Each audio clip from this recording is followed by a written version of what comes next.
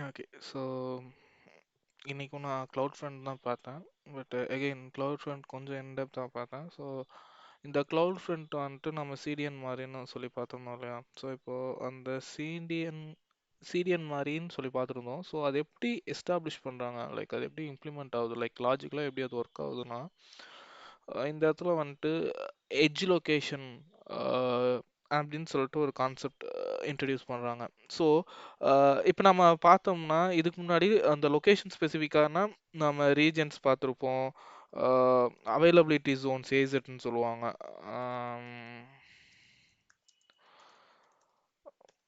Availability ஜோன்ஸ்னு பார்த்துருப்போம். இதில் வந்துட்டு எட்ஜ் லொகேஷன்ஸ் அப்படின்னு சொல்லிட்டு ஒன்று யூஸ் பண்ணுறாங்க. ஸோ இப்போது இந்த எட்ஜ் லொகேஷன்னா என்ன? ஸோ அப்படின்னு சொல்லி பார்த்தோம்னா, இப்போ நம்ம லெட்ஸே ஓகே, எப்படி சொல்லலாம்னா, ஒரு இப்போ நம்ம ஒரு ஆப் கிரியேட் பண்ணுறோம். அதை வந்துட்டு யூஎஸ்லேருந்து ஹோஸ்ட் பண்ணுறோன்னு வச்சுக்கோங்களேன். ஸோ இப்போது நான் யூஎஸ்லேருந்து ஆக்சஸ் பண்ணால் லேட்டன்சி குறைவாக இருக்கும். ஸோ பெர்ஃபார்மன்ஸ் பெட்டராக இருக்கும். பட் அதுவே நான் இப்போ வந்துட்டு இந்தியாவிலேருந்து ஆக்சஸ் பண்ணால், விச் மீன்ஸ் ஏஷியா ஸ்பெசிஃபிக் ரீஜன்லேருந்து ஆக்சஸ் பண்ணுறப்போ லேட்டன்சி அதிகமாக இருக்கும், விச் மீன்ஸ் லைக் பெர்ஃபார்மன்ஸ் அடி வாங்கும். ஸோ இந்த டைமில் நான் என்ன பண்ணலான்னா, இந்த க்ளவுட் ஃப்ரண்ட்டை யூஸ் பண்ணேன்னா, ஸோ இது வந்துட்டு சிடிஎன் மாதிரி இல்லையா? ஸோ விச் மீன்ஸ் லைக் இது என்ன பண்ணுன்னா, எட்ஜ் லொகேஷன்ஸ்ல எல்லாம் எல்லா எட்ஜ் லொகேஷன்ஸ்லயும் இந்த கண்டென்ட்டோட ஒரு காப்பி வச்சுக்கும். ஸோ இப்போ கரண்ட்டாக 216 எட்ஜ் லொகேஷன்ஸ் இருக்குன்னு நினைக்கிறேன். ஸோ இப்போ இந்த 216 எட்ஜ் லொகேஷன்ஸ்லையும் இப்போ நான் யூஎஸ்ல இருந்து ஒரு அப்ளிகேஷனோட கோடு வச்சிருந்தேன் இல்லையா? ஸோ ஒரு டேட்டா வச்சிருக்கேன்னு வச்சுக்கோங்களேன். ஸோ அதே டேட்டாவை நான் இந்தியாவிலேருந்து ஆக்சஸ் பண்ணணும்னா, நான் டைரெக்ட்டா இங்கேருந்து யூஎஸ் போய், அங்கே யூஎஸ்ல இருக்கிற டேட்டாவை நான் ஆக்சஸ் பண்ணணுன்ட்டு அவசியம் இல்ல. ஸோ, இப்போ வந்துட்டு இந்தியால ஒரு எட்ஜ் லொகேஷன் இருக்கு. இப்போ மும்பைலயோ, இல்ல ஆந்திராலயோ ஏதோ ஒரு எட்ஜ் லொகேஷன் இருக்குன்னு வச்சுக்கோங்களேன். ஸோ, அ யூஎஸ்ல இருக்க அதே டேட்டா, இப்போ அ இங்க இந்தியால இருக்கிற எட்ஜ் லொகேஷன்லயும் அவைலபிளா இருக்கும். ஸோ, இப்போ நான் என்ன பண்ணலான்னா, அ இங்கிருந்து நான் அந்த இந்தியால இருக்கிற லொகேஷன்ல எட்ஜ் லொகேஷன்ல இருக்கிற டேட்டாவ எடுத்துக்கலாம் டைரெக்ட்டா.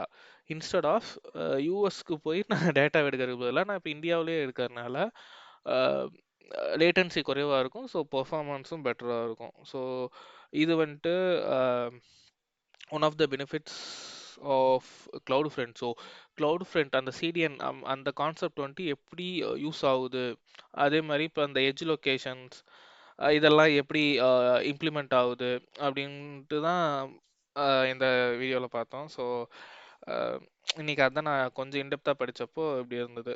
Okay. So apart from this, இது நான் பார்க்குறப்ப தான் எனக்கு இன்னொரு கான்செப்ட் ஞாபகம் வந்துச்சு. நான் இதுக்கு முன்னாடியே பார்த்தேன், நான் அதை விட்டுட்டேன்.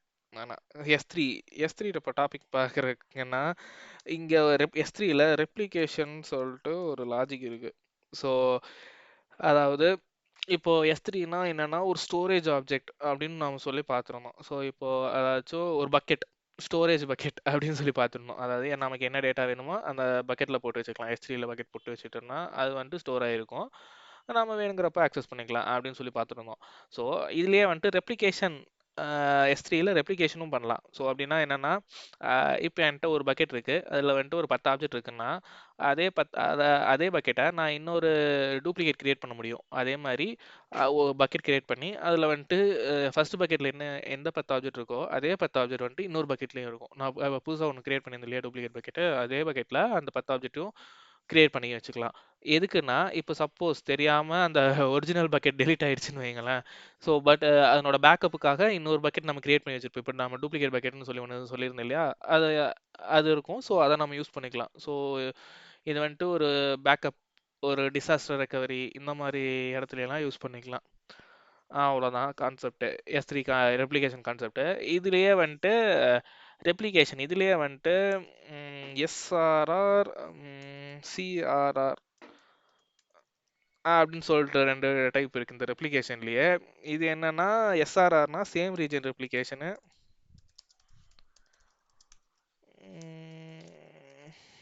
அதே மாதிரி இந்த சிஆர்ஆர்னா கிராஸ் ரீஜியன் ரெப்ளிகேஷன். ஸோ அதாவது என்னன்னா, இப்போ நான் லெட்ஸே பக்கெட் ஏ வந்துட்டு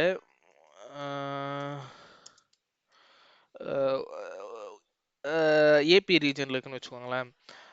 இப்போ நான் இதுக்கு வந்துட்டு இன்னொரு பக்கெட் கிரியேட் பண்ணணும், பேக்கப்புக்காகவோ இல்லை வேற ஏதாவது ஏதோ ஒரு பர்பஸ்க்காக நான் இந்த இன்னொரு பக்கெட் கிரியேட் பண்ணுறேன், ரெப்ளிகேட் பண்ணுறேன்னு வச்சுக்கோங்களேன் இந்த பக்கெட்டையே.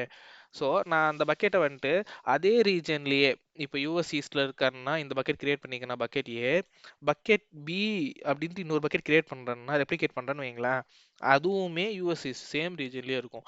பட் அதுவே இப்போ கிராஸ் ரீஜன் ரெப்ளிகேஷன்னா, இப்போ பக்கெட் ஏ வந்துட்டு யூஎஸ் ஈஸ்ட்ல இருந்துச்சுன்னா, இப்போ பக்கெட் பி அதனோட ரெப்ளிகேஷன் வந்துட்டு எய்தர் ஏபிலேயோ இல்லை வேற எங்காச்சும் வேற ரீஜன்ல எங்காவது இருந்தா அது வந்துட்டு கிராஸ் ரீஜன் ரெப்ளிகேஷன். அவ்வளோதான் சிம்பிள். ம்